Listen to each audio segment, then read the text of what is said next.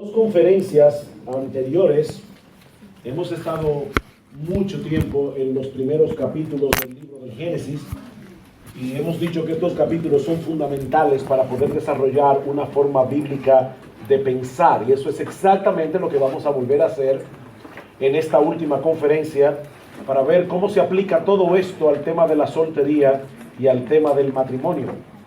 Estos primeros capítulos del Génesis son fundamentales para poder elaborar un perfil adecuado de lo que es la masculinidad y de lo que es la femineidad, tal como fueron diseñados por Dios originalmente. De hecho, si ustedes van conmigo brevemente a la primera carta de Pablo a Timoteo, vamos a volver al Génesis, pero quiero que noten cómo Pablo aplica Génesis 2 en su carta a Timoteo. Dice en el capítulo 2, versículo 11, hablando del orden en la iglesia, dice: la mujer aprenda en silencio con toda sujeción, porque no permito a la mujer enseñar ni ejercer dominio sobre el hombre, sino estar en silencio. La idea es que la mujer no debe predicar públicamente en la congregación. Algunos dicen, bueno, entonces, ¿qué hace la mujer en la iglesia? Un montón de cosas. Así como hay un montón de hombres en la iglesia que tampoco predican, porque Dios no los llamó a eso. Entonces ese no es un problema, pero el punto es el argumento de Pablo.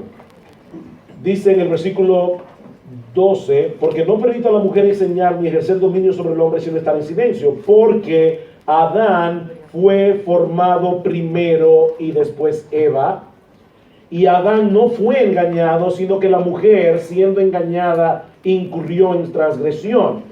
Pablo dice aquí que el esquema de liderazgo que debe regir la iglesia no descansa en una concepción machista de la vida, no es un asunto netamente cultural. Este esquema de liderazgo en la iglesia se encuentra enraizado en la creación original de Dios. Adán fue formado primero, dice Pablo, y eso tiene repercusiones teológicas y prácticas de largo alcance. El hecho de que Adán fuera creado antes que Eva encierra un conjunto de enseñanzas que no solamente afectará el hogar, sino también la iglesia. Adán existía cuando Eva no existía, y Eva no solo fue creada de Adán, sino también para Adán, para ser su ayuda idónea. Y lo que Pablo está diciendo en este texto es que Dios lo hizo así con un propósito, para enseñarnos algo con respecto al fundamento o al funcionamiento de la sociedad humana. Y hay varias cosas que nosotros aprendemos en este pasaje de Génesis 1, 2 y 3. Los invito a ir de nuevo allí, acerca de la soltería y el matrimonio. Básicamente 4 cosas que quiero compartir con ustedes, espero que sean bien simples, y yo sé que esto va a generar preguntas, y por eso vamos a tratar de responderlas en el panel que vamos a tener después. Lo primero que nosotros encontramos en Génesis 2 es que Dios preparó al hombre para el matrimonio, cuando Eva todavía no estaba creada. Dios crea a Adán, ha sido el único soltero perfecto aparte de Cristo que ha habido en la historia. Y en ese tiempo de soltería, Dios lo preparó para el matrimonio. Dios no le trajo simplemente a Eva. Así que, solteros, yo voy a estar hablando muchas cosas que tienen que ver con los varones aquí. Y vamos a ver cómo se aplica esto a las hermanas. Pero varones, pongan mucha atención, porque la mayoría de las cosas que vamos a decir ahora es acerca de ustedes, porque Eva todavía no está creada. En Génesis 2. Ok. Lo primero que nosotros vemos es que Dios preparó al hombre para el matrimonio, encargándole llevar a cabo un trabajo. Dios le encargó a Adán que llevara a cabo un trabajo. Y yo no voy a volver a repetir otra vez todo lo que vimos en las conferencias anteriores, pero ya hemos dicho que Adán tenía un trabajo que hacer en un lugar específico llamado el huerto del Edén. Fue a Adán que Dios le dio la responsabilidad de ejercer dominio sobre todo lo creado para hacer florecer el planeta Tierra para la gloria de Dios. El hecho mismo de que Dios le diera a Adán la tarea de ponerle nombre a los animales era una manifestación de la autoridad que Adán tenía sobre ellos. Cuando tú tienes un perrito, cuando tienes un gatito, tú le pones nombre. ¿Por qué le pones nombre? Porque el acto de ponerle nombre es una indicación de que ese perro te pertenece, de que tú tienes autoridad sobre ese animal. Así que el hombre tenía autoridad sobre todo lo creado, la tierra, las plantas, los animales. Él debía administrar todo eso en nombre de Dios y para el mantenimiento y sostén de lo creado, pero también de su familia. Eso quiere decir, queridos solteros, si vemos, ¿verdad?, a Dios tratando con Adán para luego darle a Eva, que el hombre soltero debe ser industrioso. El hombre soltero debe ser industrioso.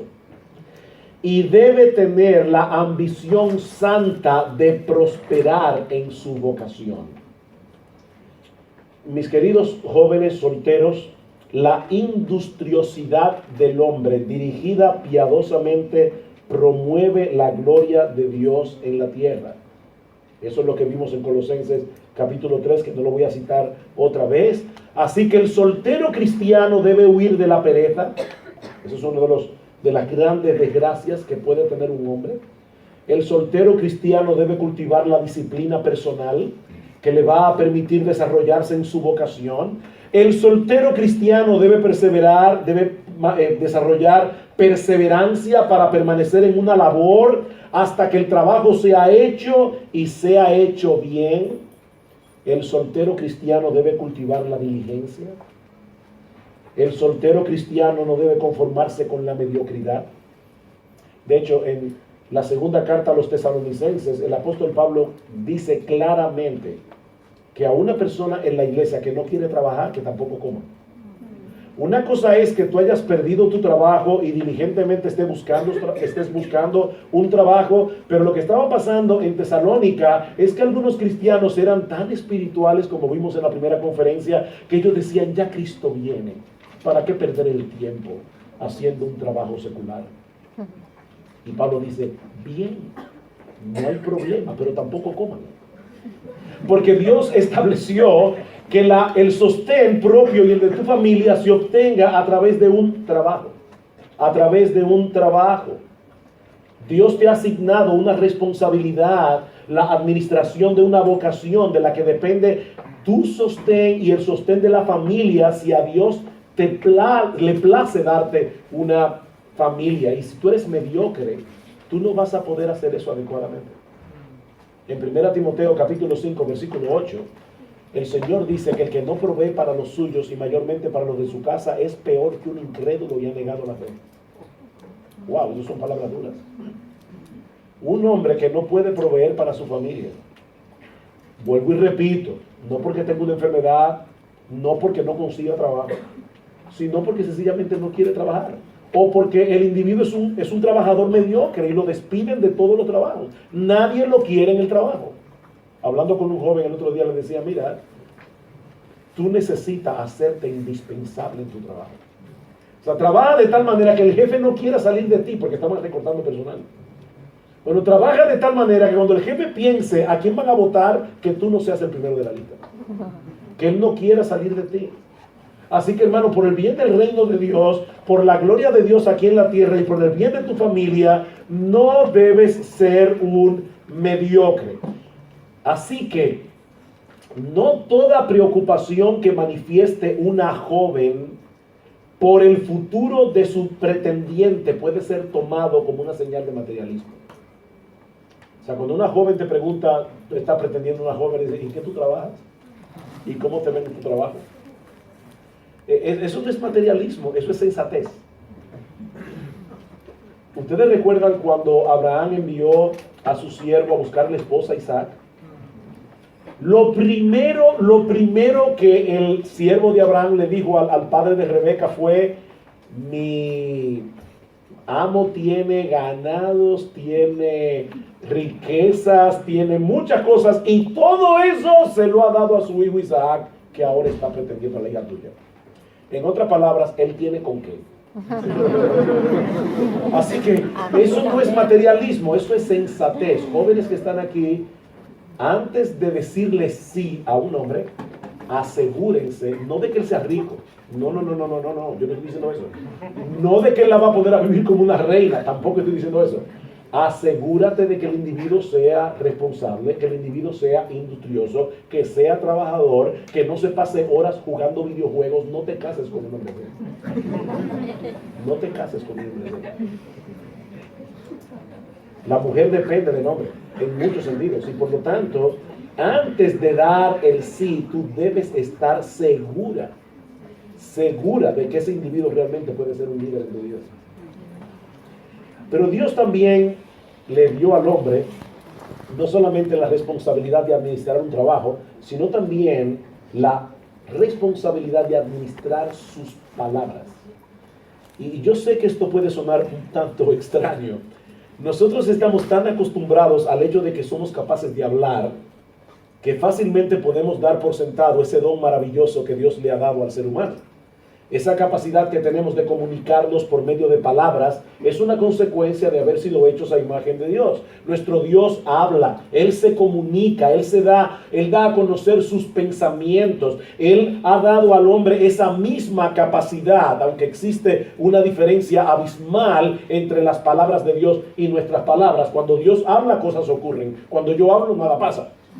Pero yo puedo dar a conocer lo que yo quiero a través de mis palabras. Dios dice, sea la luz, y viene la luz. Yo digo, sea la luz, y bueno, a menos que enciendan la luz, no va a pasar absolutamente nada. Hay una diferencia entre las palabras de Dios y nuestras palabras, pero Dios le ha dado al hombre esa misma capacidad de poder hablar. El hombre fue creado a imagen de Dios. Fue hecho con la capacidad de comunicarse a través de palabras y de entender palabras. El hombre no aprendió a comunicarse o a pensar a través de un largo proceso evolutivo. Dios lo hizo así desde el principio.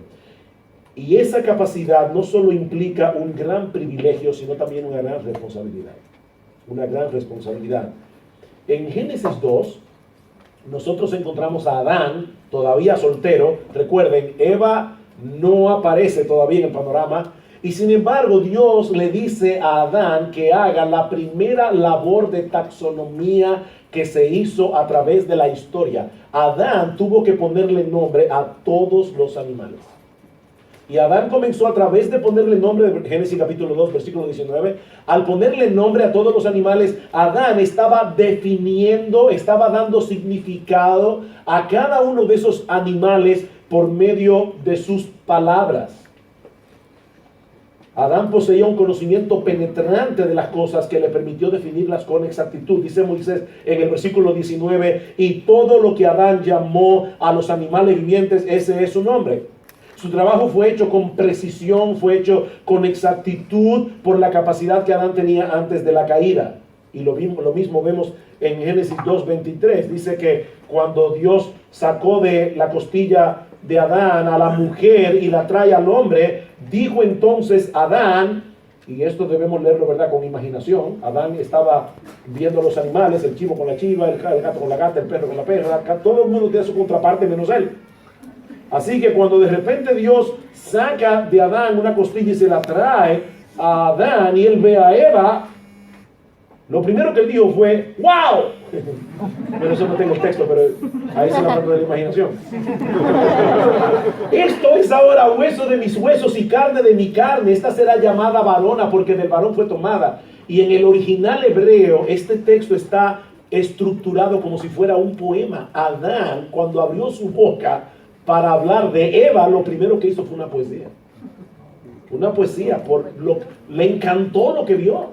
Él estaba realmente fascinado cuando él vio a Eva, pero lo interesante es que Adán le pone nombre también. Ella será llamada varona, ella será llamada Isha en hebreo, porque del Ish o del varón fue tomada. Y noten, queridas jóvenes, que lo primero que hace Eva cuando viene a la existencia no es comenzar a cuestionar los nombres que Adán puso a la foto. Lo primero que hace Eva es aceptarlo. Y eso es importante también. Qué fuerte. Y luego nosotros vemos que después de la caída, Adán hace exactamente lo mismo. Dice llamó a Adán el nombre de su mujer Eva, cuando Dios dice tú vas a ser la madre de todos los vivientes, a pesar de la maldición de la caída, ella pudo haberse llamado la madre de todos los murientes. Sin embargo dice no, le puso Eva, la madre de todos los vivientes, por cuanto ella era madre de todos los que viven, dice, será llamada Eva. Pero el punto es que otra vez Adán toma la iniciativa y le pone nombre a su mujer. Así que, hermanos, Dios le dio a Adán la responsabilidad de hacer un uso adecuado de sus palabras para definir las cosas. Pero no solo eso. Esa responsabilidad incluía también la administración de la revelación de Dios. De la revelación de Dios. En Génesis 2:15, Eva todavía no estaba formada. Y dice Moisés, tomó pues Jehová Dios al hombre y lo puso en el huerto del Edén para que lo labrara y lo guardase. Y mandó Jehová Dios al hombre diciendo, de todo árbol del huerto podrás comer, mas del árbol de la ciencia del bien y del mal no comerás, porque el día que de él comieres ciertamente morirás. Eva no estaba ahí. Sin embargo, en Génesis 3, Satanás tienta a Eva, y Eva le dice, yo no puedo comer de ese árbol porque Dios dijo, ¿qué pasó ahí? Que Adán cumplió su responsabilidad y le enseñó a Eva la palabra de Dios. Así que fue al hombre como soltero a quien Dios le dio este mandato para que lo traspasara a su mujer. Cuando fuera creada, Dios constituyó al hombre como profeta y sacerdote de la creación. El hombre debía administrar la palabra de Dios, debía ejecutar sus leyes, iba a implantar la autoridad de Dios en la creación. ¿Ustedes recuerdan cómo están fraseados los 10 mandamientos? Por ejemplo, en el 4.º mandamiento dice, no harás obra alguna tú, ni tu hijo, ni tu hija, ni tu mujer. O sea, en otras palabras, Dios se está dirigiendo al hombre y le está diciendo, este mandamiento es para todos, pero te lo estoy dirigiendo a ti porque es tu responsabilidad traspasar ese mandamiento a tu familia. Es tu responsabilidad. ¿Qué implica todo eso en la práctica? Otra vez. Bueno, que el hombre soltero debe esforzarse por desarrollar sus conocimientos bíblicos. El hombre soltero debe tratar de conocer las escrituras y debe desarrollar su capacidad de comunicarse, porque a él le fue confiada la administración de la palabra de Dios. Ahora, no quiero que nadie se sienta frustrado aquí. Eso no significa que todo soltero debe ser capaz de predicar en un púlpito o que debe profundizar en su conocimiento teológico como si fuera un pastor y saber griego y hebreo. No, pero todos los solteros tienen la responsabilidad de poner su intelecto al servicio de Dios hasta donde su capacidad se lo permita. Su entendimiento de las escrituras debe ser desarrollado.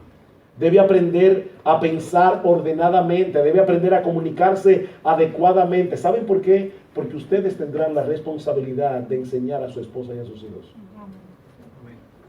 ¿Qué le dice Pablo a las mujeres en 1 Corintios capítulo 14? Dice, la mujer calla en la congregación. Otra vez, el mismo mandamiento de 1 Timoteo. Y si quieren aprender algo, pregúntenle en casa a sus maridos. Pero ¿saben lo triste de esto? Que hay mujeres que no pueden preguntarle nada a su marido porque ellas saben más que él.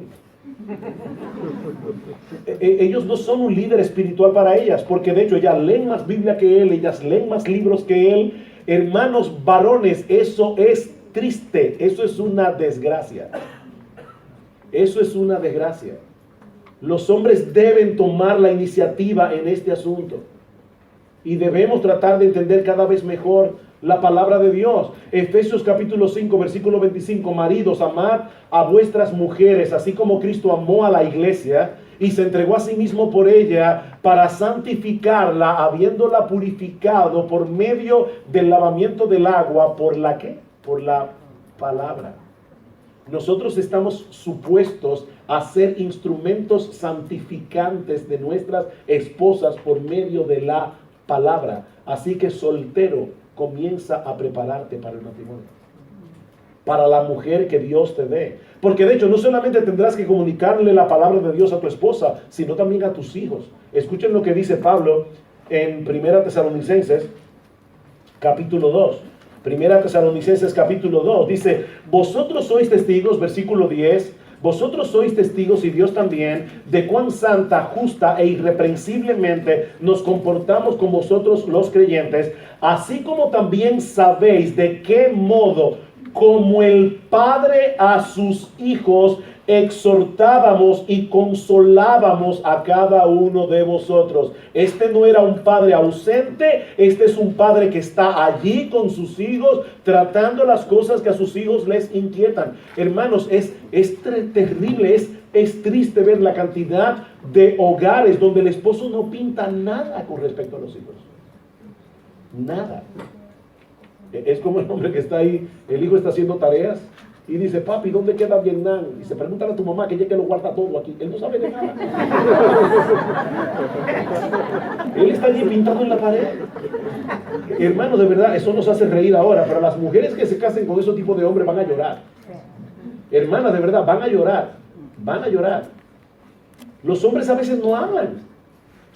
¿Cómo uno aprende a hablar? ¿Cómo uno aprende a comunicarse? Hablando. Hablando. Se calcula que las mujeres hablan 50,000 palabras al día. Los hombres hablan como 35,000. De ellas, 34,999 lo hablan en el trabajo. Así que cuando ellos llegan a casa, la mujer ha hablado como 5,000 más o menos en el día. La está esperando a él con 45,000 para hablar. Los hombres deben hablar, deben sentarse a hablar con sus mujeres. Ellas quieren que tú te sientes a hablar con ellos. Una vez hablé con un hermano de nuestra iglesia, la esposa vino donde mí y me dijo, pastor, yo estoy desesperada. Mi esposo es un buen hombre, pero no habla. No habla. Yo llamé al marido, le dije, mira mi hermano, de verdad, con todo amor, quiero decirte esto, tu esposa quiere que tú converses con ella, quiere que tú te comuniques con ella. Ahora te voy a dar un truco. Este hermano estaba trabajando como a 1 hora de la capital, en un trabajo en el interior. Yo le dije, cuando tú sales de tu trabajo todos los días, tienes 1 hora para pensar qué tú le vas a decir a tu mujer cuando llegues a tu casa. Porque la verdad es que a un hombre que no le salen las palabras naturalmente, cuando esté delante de la mujer no le va a salir nada. Tiene que pensarlo de antemano. Yo sé que eso suena como muy mecánico, muy frío, pero es mejor que no hablar. Piensa de antemano, le voy a contar esto, le voy a contar esto, le voy a contar esto, y le voy a abrir mi corazón diciéndole esto y lo otro, porque la buena comunicación no es solamente hablar. Hay gente que habla mucho y comunica poco. La buena comunicación es otra cosa. Alguien decía que la buena comunicación tiene 5 niveles. El primer nivel es el más simple de todos, es cuando tú te encuentras con una persona y dices, ¿y qué? Aquí. Están hablando, no dicen nada, es bien superficial.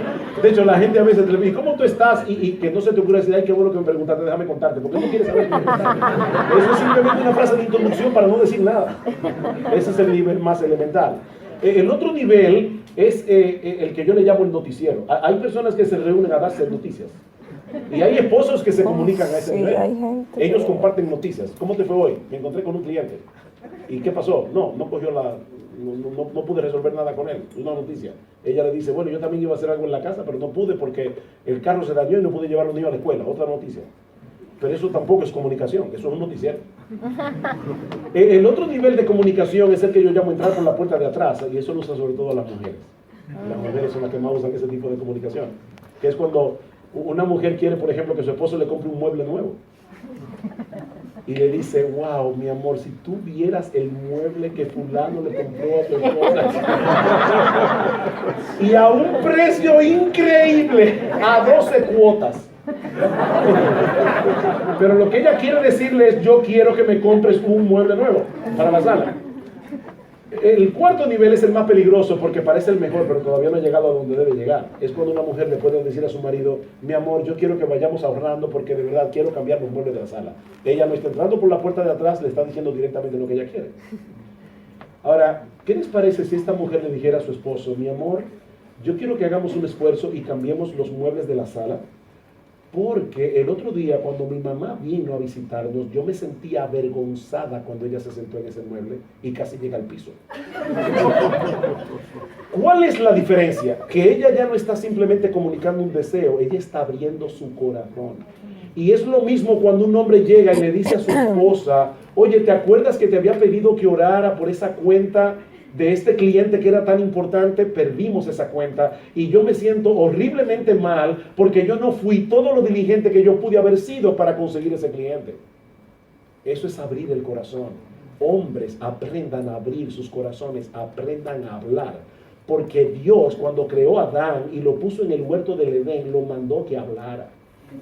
Y le dio una responsabilidad, la responsabilidad de administrar palabras. En tercer lugar, Dios le encargó a Adán la responsabilidad del gobierno de su hogar.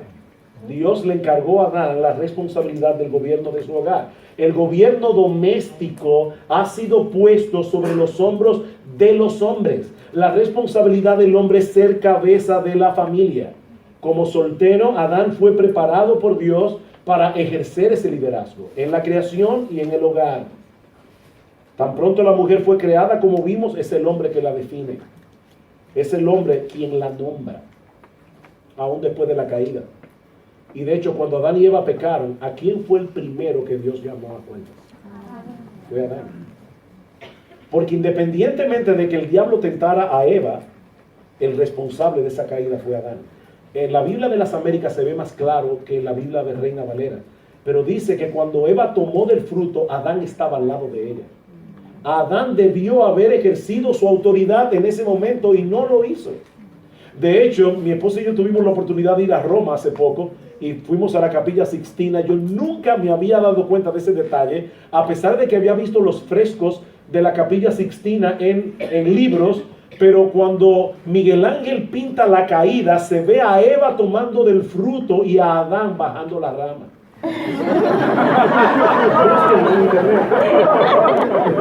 Él fue el responsable. A mí me sorprendió de verdad cómo Miguel Ángel pudo captar ese detalle en las escrituras, pero los dos fueron responsables de la caída. Sin embargo, Dios llama a Adán a pedirle cuentas, y de hecho lo primero que le dice es: por cuanto oíste la voz de tu mujer.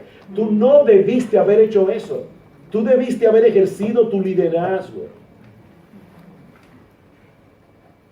Así que, hermanas, no fue después de la caída, por causa del pecado, que el hombre fue constituido como cabeza de la mujer. Esa no es una anomalía introducida en el mundo como parte del pecado o como causa del castigo de Eva. No, eso fue así desde el principio. Así fue como Dios lo diseñó. Y no olviden que después que Dios terminó su creación, dice que Él vio todo lo que había hecho y aquí que era bueno en gran manera. Así que no hay nada pecaminoso en ese orden divino, no hay nada inadecuado, nada que sea degradante para la mujer o excesivamente pesado para el hombre. Ahora, debo hacer una aclaración aquí. Varones, eso no significa que la mujer debe ser anulada en el matrimonio o que sus puntos de vista no deben ser escuchados. Porque de hecho Eva fue dada a Adán como ayuda idónea. Algunos varones parecen sentirse amenazados cuando una mujer da su opinión, como si el mero hecho de expresar lo que piensan fuera un ataque directo contra su autoridad o contra o una falta de sumisión. Pero eso no es así. Aún en el caso de las esposas, su sumisión no debe llevarlas a un estado de conformismo tal que ella no exprese, aunque lo haga en una forma adecuada, sus desacuerdos con su marido. Eso es parte, mis hermanos, de ser ayuda idónea. Eso es parte de ser ayuda idónea. Una de las características de la mujer virtuosa en Proverbios 31, dice el versículo 26, es que ella abre su boca con sabiduría. Pero el concepto que algunos hombres tienen de la mujer virtuosa es que no abre la boca. Eso no es lo que la Biblia dice.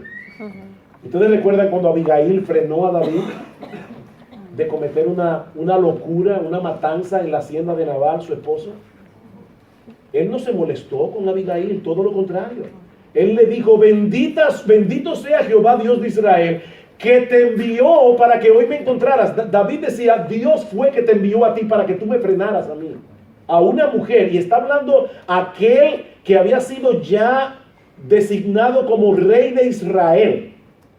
Sin embargo, David le dice a Abigail: bendito sea Jehová y bendito sea tu razonamiento. Un hombre que se siente amenazado por la opinión de una mujer probablemente está evidenciando que posee un liderazgo débil que puede tambalearse fácilmente. es un hombre inseguro. Así que jóvenes, solteros, lo primero que hizo Dios con Adán fue prepararlo para el matrimonio. Le dio un trabajo, le dio palabras que él tenía que administrar y lo colocó como cabeza del hogar. Pero nosotros vemos en Génesis capítulo 2 que Dios le proveyó a Adán una ayuda idónea para que lo complementara en la labor que se le había encomendado. Eva fue encomendada a Adán como una ayuda idónea. Dice el versículo 18, y dijo Jehová Dios, no es bueno que el hombre esté solo, le haré ayuda idónea para él. Jóvenes, noten esto, el pecado no había entrado en el mundo. El mundo todavía era perfecto. Adán tenía una comunión con Dios perfecta. Y Dios dice en este pasaje, no es bueno que el hombre esté solo. No es así como se supone que deben ser las cosas. No es bueno que el hombre esté solo. Y Dios le da a Eva. Y Dios le da a Eva para varias cosas. Dos voy a mencionar antes de la caída, una para después de la caída. ¿Por qué Dios creó el matrimonio? Pero en primer lugar, Dios creó el matrimonio para que el hombre no estuviera solo, punto. Dios creó el matrimonio porque nosotros necesitamos esa compañía. Hay algo que ocurre cuando un hombre y una mujer pueden abrirse el corazón mutuamente, cuando pueden ser transparentes el uno con el otro. Yo no sé qué es lo que tiene eso, pero yo sé que cuando yo me siento mal, aún físicamente, y puedo decírselo a mi esposa, ella no me va a curar porque yo se lo diga. Pero hay algo que ocurre cuando yo puedo decirle, no me siento bien, me siento mal, yo necesito que tú estés al lado mío. Es para eso que Dios creó el matrimonio, para que nosotros podamos tener ese sentido de compañía. En segundo lugar, obviamente Dios creó el matrimonio para que pudiéramos procrear. Dios creó el matrimonio para que pudiéramos procrear. Es su voluntad que los niños nazcan en el contexto de una relación que no es una unión libre, es una relación de compromiso. Hay un pacto matrimonial que une a ese hombre con esa mujer y el niño debe crecer, debe desarrollarse en ese ambiente de seguridad, en el amor de su papá y de su mamá. Hay una tercera razón que Pablo da en 1 Corintios capítulo 7 y ya tiene que ver con la caída, y es el hecho de que Pablo dice claramente, si tú no tienes el don de continencia, cásate. Cásate. Y de paso, yo no sé quién fue que se inventó que el cristianismo trata el sexo como un tabú. Yo no sé qué libro fue que leyó esa persona, pero no fue la Biblia. Porque la Biblia habla de ese tema muy claramente, muy claramente. Yo no veo ningún tabú en la Biblia con respecto a ese punto. Y Pablo dice claramente a los hermanos en Corinto, en cuanto a las cosas de que me escribisteis, bueno le sería al hombre no tocar mujer. Y más adelante vamos a ver que la razón por la que Pablo dice eso es porque los corintios iban a sufrir una fuerte persecución. Y Pablo dice, si sufrir esa persecución como soltero va a ser un problema, como casado va a ser peor. O sea que no es que Pablo está aquí anulando lo que la Biblia dice acerca del matrimonio, porque el mismo Pablo dice que prohibir el matrimonio es doctrina de demonios. ¿Qué sigue diciendo Pablo? Pero a causa de las fornicaciones, cada uno tenga su propia mujer y cada una tenga su propio marido. Lo que me llama la atención de este pasaje es que Pablo no está aquí asumiendo que el único que está interesado en el sexo es el hombre.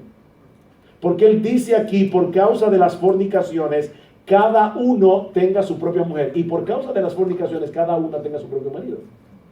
Y luego sigue diciendo, el marido cumpla con la mujer el deber conyugal. El marido, Pablo trata primero al marido, cumpla con la mujer el deber conyugal. No es la pobre que se está escondiendo debajo de la cama, no. Y así mismo la mujer con el marido. La mujer no tiene potestad sobre su propio cuerpo sino el marido, ni tampoco tiene el marido potestad sobre su propio cuerpo sino la mujer. No os neguéis el uno al otro, a no ser por algún tiempo de mutuo consentimiento, para ocuparos sosegadamente en la oración y volver a juntaros en uno, para que no os tiente Satanás a causa de vuestra incontinencia. Mas esto digo por vía de concesión, no por mandamiento. Digo pues a los solteros y a las viudas, que bueno les fuera quedarse como yo, pero si no tienen don de continencia, cásense. Pues mejor es casarse que estarse quemando. O sea, la opción que Pablo da es muy simple: abstinencia o matrimonio. No hay un punto medio. Es abstinencia o matrimonio.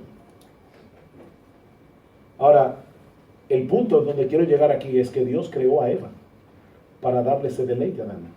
Y después de la caída, para hacer una protección para Adán. Eso es lo que Pablo está diciendo aquí. Para que no os tiente Satanás. Es una protección para los solteros. Así que Dios creó a Eva para que juntos pudieran formar esa unión que iba a ser beneficiosa y deleitosa para los dos. En tercer lugar, lo tercero que aprendemos en Génesis 1, 2 y 3 es que la relación matrimonial fue diseñada no para sustituir nuestra relación con Dios, sino para que esa relación se desarrollara y fortaleciera en comunión con Él. Y este punto es muy importante. El matrimonio no fue diseñado para sustituir nuestra relación con Dios, sino para que el hombre y la mujer pudieran desarrollar esa relación en comunión con Dios. ¿Qué pasó con el matrimonio de Adán y Eva cuando ambos perdieron su comunión con Dios? Cuando la relación con Dios se deterioró, ¿qué sucedió? Génesis capítulo 3, versículo 8. Y oyeron la voz de Jehová Dios que se paseaba en el huerto al aire del día, y el hombre y la mujer se escondieron de la presencia de Jehová Dios entre los árboles del huerto. Mas Jehová Dios llamó al hombre y le dijo: ¿dónde estás tú? Y él respondió: oí tu voz en el huerto y tuve miedo, porque estaba desnudo y me escondí. Y dijo Dios: ¿quién te enseñó que estabas desnudo? ¿Has comido del árbol del que yo te mandé no comieses? Y el hombre respondió: la mujer que me diste por compañera me dio del árbol y yo comí. ¿Cómo le había llamado Adán a Eva cuando la vio por primera vez? Esto es ahora hueso de mis huesos y carne de mi carne. Esta será llamada varona porque del varón fue tomada. Pero tan pronto entra el pecado, dice la mujer. Inmediatamente hubo una separación emocional entre Adán y Eva. Ya Adán no la veía como hueso de sus huesos y carne de su carne. La comenzó a ver como un problema. La mujer que tú me diste por compañera, yo estaba muy bien en el huerto. Yo no sé para qué tú me diste esa bendita mujer. Fuiste tú el que me la diste. Yo no te la pedí. Ahora resulta que Eva era la culpable de la caída. Mis hermanos, esto es lo que pasa cuando una pareja de matrimonio comienza a descuidar su relación con Dios. Tarde o temprano la relación entre ellos va a sufrir, porque nosotros somos egoístas y somos orgullosos por naturaleza. Y lo único que puede ayudarnos a subyugar ese orgullo y ese egoísmo en el matrimonio es una relación piadosa con Dios. Es lo único. Mientras la relación con el Señor esté bien, la relación con tu esposa va a estar bien. Pero cuando esa relación se deteriore, créeme, todas tus relaciones se van a deteriorar. Y sobre todo con la familia. De hecho,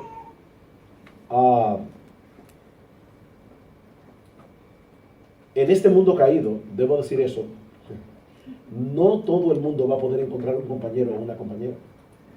Y eso es así, hermanos, lamentablemente. Pero eso no debe ser motivo para que tú te veas a ti mismo o a ti misma como ciudadano de segunda categoría en el reino de Dios, ni para que te tomes lástima a ti misma o a ti mismo. Porque tu relación con Dios siempre debe estar primero. Y esa es una relación que tú nunca vas a perder. Entonces, hay personas que le van a orar al Señor: Señor, ayúdame a casarme, provéeme un compañero, provéeme una compañera. ¿Y qué pasa si eso no sucede? Bueno, ahí Pablo habla de ventajas de la soltería en 1 Corintios capítulo 7. Los solteros en la iglesia no son ciudadanos de segunda categoría, siempre y cuando mantengan su relación con Dios como primero. Joven soltero, no veas el matrimonio como un salvador. No veas tu matrimonio como un salvador. El salvador es Dios. Y lo que tú realmente necesitas es a Dios. Ahora, claro, sería genial y sería muy bueno que Dios te proveyera un compañero o una compañera. Pero cuando Dios te la provea, recuerda que tu relación con Dios siempre debe ir primero. Amén. No idolatres a tu esposo o a tu esposa. Nunca hagas eso. Nunca hagas eso. Una de las cosas que Gloria y yo orábamos por nuestras hijas cuando ellas eran solteras, las dos ahora están casadas, pero nosotros le orábamos al Señor expresamente: Señor, dale a nuestras hijas hombres que te amen a ti más que a ellas. Amén. Para nosotros era importante que Dios le proveyera a nuestras hijas hombres que los amaran a Él más que a ellas. Y por último, la relación matrimonial. Aprendemos de ese pasaje en Génesis 2 que la relación matrimonial está llamada a ser una representación del Evangelio. La relación matrimonial está llamada a ser una representación del Evangelio. Déjame hacerte una pregunta. ¿Tú te quieres casar? Sí. Qué bueno. Sé honesto, sé honesta. ¿Te quieres casar? ¿Para qué te quieres casar? Porque si tú te quieres casar para ser feliz, vas a ser un desgraciado. Eso es paradójico, pero es así. Si tú te estás casando para ser feliz, tú vas a ser desgraciado y vas a ser desgraciada. Y por favor, no piensen, ay, el pobre pastor debe tener un matrimonio horrible. No. Yo soy muy feliz en mi matrimonio. Yo doy gracias al Señor por la esposa que Dios me dio. Este próximo 20 de noviembre cumplimos 35 años de casados. Wow. Pero lo cierto es que tanto Gloria como yo estamos convencidos de una cosa. Lo que hace que nuestro matrimonio funcione no es que yo haga de ella el objeto de mi felicidad o ella haga de mí el objeto de su felicidad. El objeto de nuestra felicidad es Dios. Amén. Es Dios, no somos los dos. Uno no se casa para ser feliz. La felicidad en el matrimonio es una consecuencia de cumplir el propósito del matrimonio. Entonces, ¿cuál es el propósito del matrimonio? Bueno, vamos a verlo en el texto. Dice otra vez, versículo 22, de la costilla que Jehová Dios tomó del hombre hizo una mujer, la trajo al hombre. Dijo entonces Adán, esto es ahora hueso de mis huesos, carne de mi carne, esta será llamada varona porque del varón fue tomada. Por tanto, dejará el hombre a su padre y a su madre y se unirá a su mujer y serán una sola carne. Dios toma a un hombre y a una mujer y los convierte, los funde en uno solo. Ahora vamos a Efesios capítulo 5. Efesios capítulo 5. No olviden ese texto de Génesis 2. Escuchen cómo Pablo explica este texto. Luego, una vez más, versículo 28. Maridos, amad a vuestras mujeres, así como Cristo amó a la iglesia y se entregó a sí mismo por ella. De paso, solteras y hermanas en general que están aquí, a veces las mujeres piensan, wow, a nosotros nos tocó la parte más pesada, porque nos tocó el ser sumisas y estar sujetas a nuestros maridos. Déjenme decirles que tanto el hombre como la mujer representan a Cristo en el matrimonio. Nosotros representamos a Cristo como cabeza de la iglesia. La mujer representa a Cristo como aquel que voluntariamente decidió someterse al Padre. Dios nunca le dice al hombre en la Biblia que someta a su mujer. Esa no es nuestra responsabilidad. Dios nunca le manda al hombre que someta a su mujer. Dios le manda a la mujer a que se someta voluntariamente al hombre. Lo que Dios le manda al hombre es que la ame como Cristo amó a la iglesia. La pregunta es, ¿cuál de esas dos cosas es más demandante? ¿Que la mujer se someta al marido o que el marido ame a su mujer como Cristo amó a la iglesia? Sabiendo que Cristo murió por ella. Entonces dice Pablo, maridos, amad a vuestras mujeres así como Cristo amó a la iglesia, se entregó a sí mismo por ella para santificarla, habiéndola purificado en el lavamiento del agua por la palabra, a fin de presentársela a sí mismo, una iglesia gloriosa que no tuviese mancha ni arruga ni cosa semejante, sino que fuese santa y sin mancha. Uy, esto sí es duro, porque Pablo está diciendo, Cristo decidió casarse con una mujer horrible. Y ahora Él la está embelleciendo. Él se está encargando de embellecer a su esposa. Él se la va a presentar a sí mismo como una mujer hermosa. Y claro, lo que esto significa, solteros, no es que tú debas buscar la mujer que menos te guste y casarte con ella. Esa no es la aplicación del texto. Uno debe escoger a una mujer que esté dentro del rango de lo que es agradable a tus ojos. No te cases por los ojos, pero sí que sea agradable a tus ojos. Cuando Dios le quitó su esposa a Ezequiel, Dios le dijo, te voy a quitar el deleite de tus ojos. Para Ezequiel era un deleite ver a su mujer, el deleite de tus ojos. Pero en Proverbios capítulo 11, versículo 22, dice claramente, como zarcillo de oro en el hocico de un cerdo es la mujer hermosa apartada de razón. Y eso lo dijo el Espíritu Santo. Así que si te casas con la mujer por el zarcillo, créeme, ella va a envejecer se va a arrugar por más cremas que use. Así que tú te vas a quedar con el cerdo y perderás al zarcillo. Así que no te cases por esa razón, no te cases comiendo por los ojos, pero que sea agradable a tus ojos. Nadie se puede levantar por la mañana y hacer un sunto todos los días. Para los gustos hicieron los colores, Dios le da diferentes gracias al Señor, ¿verdad? Porque si no, algunos de nosotros estaríamos fritos. Pero Dios hizo gustos diferentes para que podamos alegrarnos el uno con el otro. Ahora, ¿qué dice Pablo? Dice así también: los maridos deben amar a sus mujeres como a sus mismos cuerpos. Eso no significa que el marido debe amar a su mujer como ama su cuerpo. No, ese como allí es comparativo. Lo que Pablo está diciendo es, no es comparativo, es explicativo, es un como explicativo. Pablo está diciendo: así también los maridos deben amar a sus mujeres porque ellas son su cuerpo. Ellas son su cuerpo. Como ellas son su cuerpo y nadie aborreció jamás a su propia carne, dice: el que ama a su mujer a sí mismo se ama. Porque nadie aborreció jamás a su propia carne, sino que la sustenta y la cuida, como también Cristo a la iglesia, porque somos miembros de sus cuerpos, de su cuerpo, de su carne y de sus huesos. Por esto dejará el hombre a su padre y a su madre, y se unirá a su mujer, y los dos serán una sola carne. ¿Qué texto es ese? Génesis 2:24.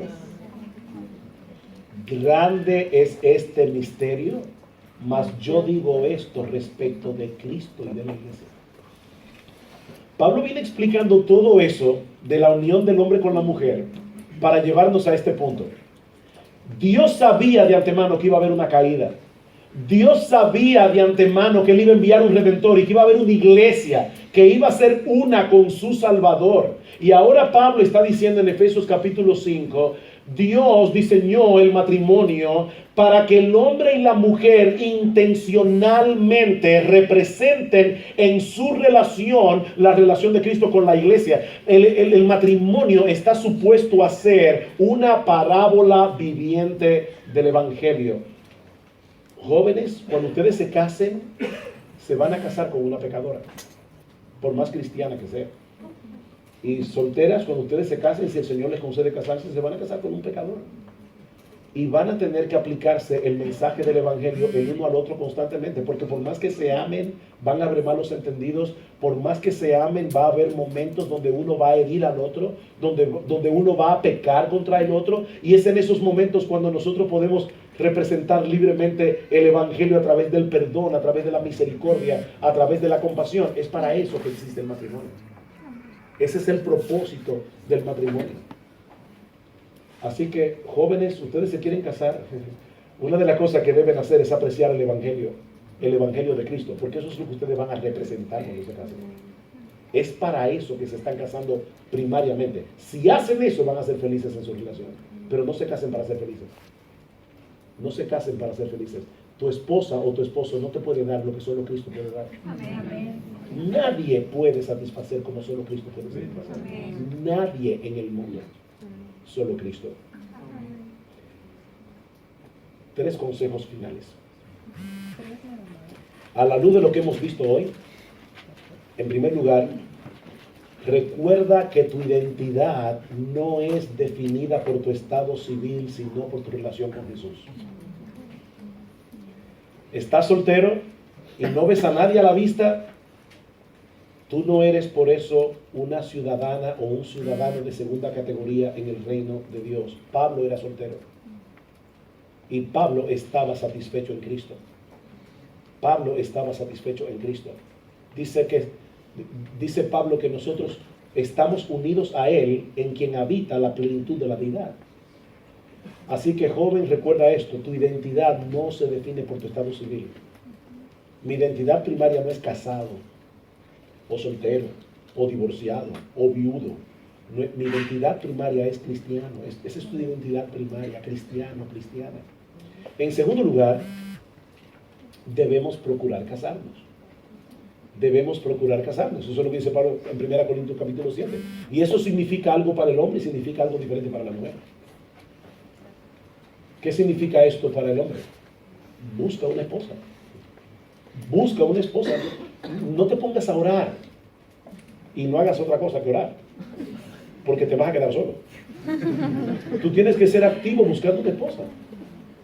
Una vez llamé a un hermano de nuestra iglesia y estaba un poquito avanzadito de edad. Y le dije, mira, mi hermano, ¿tú te quieres casar? Sí, yo necesito casarme. Ok, mira, de verdad, no esperes oír violines y campanas cuando te pase la chica adecuada por al lado. Piensa ahora mismo, así fríamente en la iglesia, el nombre de 5 hermanas que por su edad, porque son agradables a tus ojos, por sus intereses, pudieran ser una opción para ti. Comienza a tratarlas a todas igual, para que nadie se confunda. Y tú vas a ver que vas a descubrir en ese accionar cuál es la escogida. Ahí está con 3 hijos, felizmente casado hace ya como, yo no sé cuántos años, pero tiene muchos años de casado. Solteros, ustedes son los que deben tomar la iniciativa. A veces es penoso esto que pasa a veces en las iglesias con las hermanas. A veces pasan los años y la iglesia comienza a presionar a las hermanas. ¿Y cuándo es que tú te vas a casar? ¿Y qué tú quieres? ¿Que ponga anuncio en el periódico? ¿Qué voy a hacer? De verdad, eso es cruel. Eso es cruel. ¿Qué debe hacer una soltera? Una soltera debe orar, que el Señor le provea de un hombre piadoso. Debe prepararse ella misma para ser la ayuda idónea de ese hombre piadoso si Dios se lo provee. Pero, y este es mi tercer consejo a todos los solteros, recuerda que tu identidad no es definida por tu estado civil. Procura casarte, aprovecha la soltería. En lo que Dios te provee, un esposo, una esposa, si Dios quiere hacerlo, aprovecha tu soltería. Hay cosas que tú vas a poder hacer ahora que después no la vas a poder hacer.